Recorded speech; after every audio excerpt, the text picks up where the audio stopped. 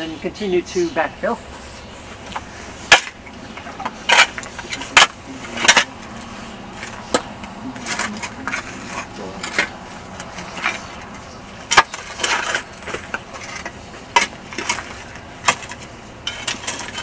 People ask about fertilizing at time of planting.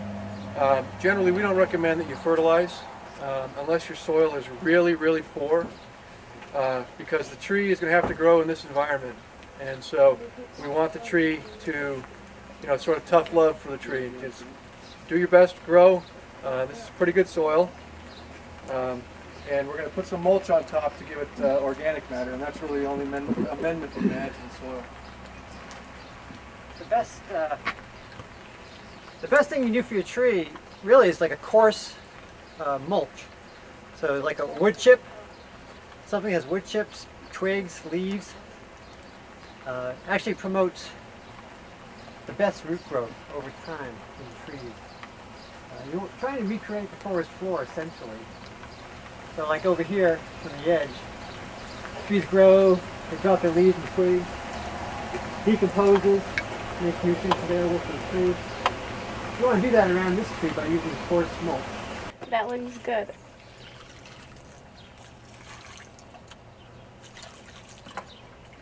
And then another thing you want to do after you recently plant a tree is to build, in this situation, build a water dam around the tree to help hold back the water for the first year or so as you water it.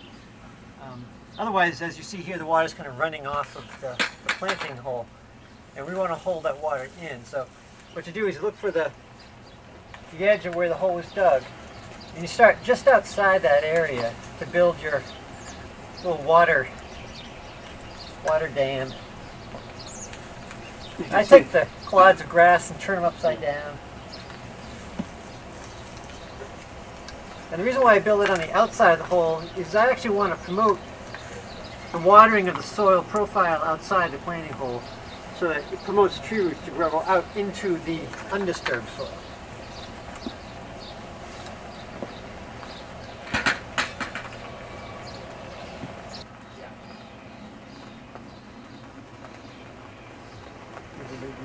We're on a slight bit of a slope here, you can see going down. So on this side you make the berm a little bit higher than on the other side. So this berm will catch water and direct it to the root ball for the next year or so before it breaks down. Which is good because all the root mass, as you saw, is now in this hole right here. It's not spread out, and it's going to, over time, it wants to go out. Right now, that's where all the area where it can catch water is right here in the hole.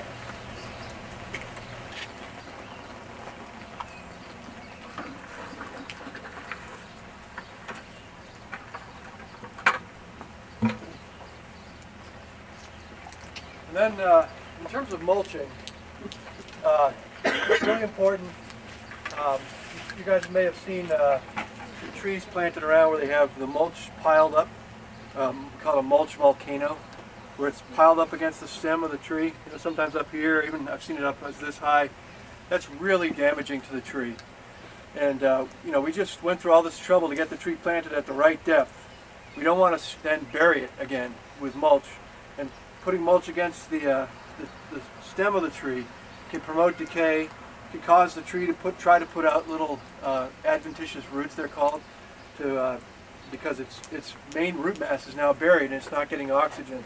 So, and it can also, you can have rodents and insects get in there and chew the bark of the tree. So what you want to do is just spread the mulch out at the base of the tree in a nice flat surface and keep it actually away from touching the stem. So you have a little bit of space in between the mulch and the tree. And this is primarily to add organic matter to the soil. The mulch also keeps moisture in the soil. It regulates the temperature, both hot and cold, keeps it sort of a moderate temperature. Does a lot of good things for the tree. So, but the key thing is you got to do it the right way. You can't put too much. You can't pile it up. Just make sure you're doing it appropriately. You want to inspect the tree before you take it home. And so if you're in the nursery or selecting a tree, you want to look at it, and sometimes you'll have a tree at the nursery, they'll have a shield, a paper shield sort of wrapped around the trunk. You know, take that off. If you're going to be taking that home, take it off and inspect underneath that to make sure there's not a lot of damage. The container-grown trees, I think as Eric mentioned earlier, they have 100% of their roots in the container. They were grown in the container.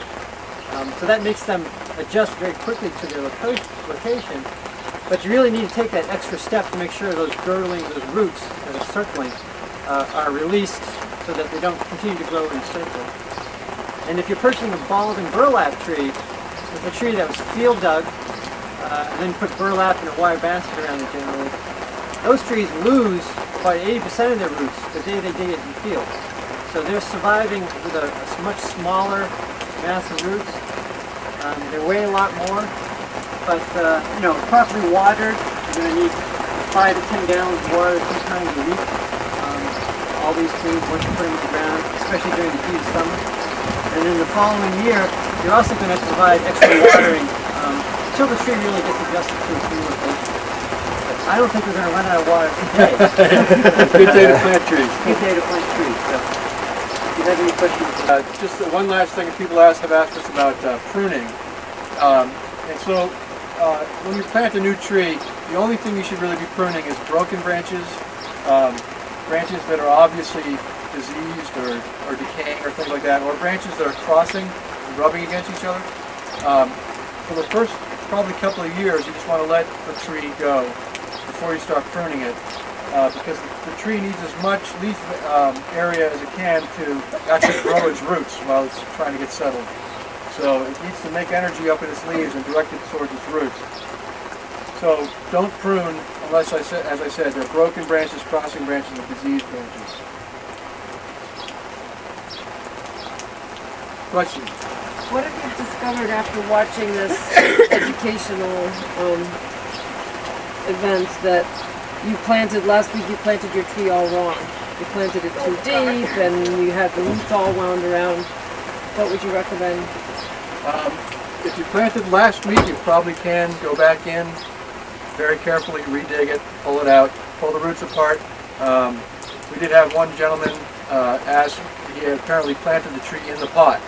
So we definitely recommend he went back in and dug it up and pulled it out of the pot and pulled the roots apart. You know, at the end of the growing season, or you know, I'm not exactly sure if there's a cutoff point. At some point, it's going to become too late to do much in terms of remediation. But certainly within the first couple of weeks, try to do it. Go back in and do it the right way.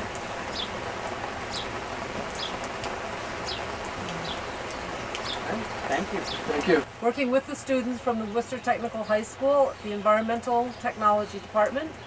And one of the things that the Worcester Tree Initiative would really like to emphasize is that we want everybody to be educated about how to plant a tree the correct way and how to maintain and take care of it over the years.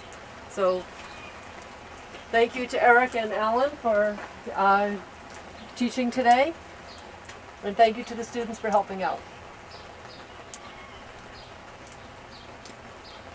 How's that?